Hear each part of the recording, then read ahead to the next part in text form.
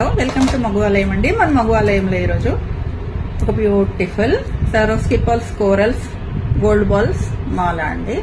ఇలాంటి కాంబినేషన్ లో చాలా చేస్తున్నాం, కానీ ఇది వచ్చేసి కొంచెం డిఫరెంట్ కోరల్స్ వచ్చాయి. చూడండి, ఈ కోరల్స్ పైన మోడల్ చూడండి ఎంత బాగుంది. చూడండి, ఇలా ఈ డిజైన్ చూడండి,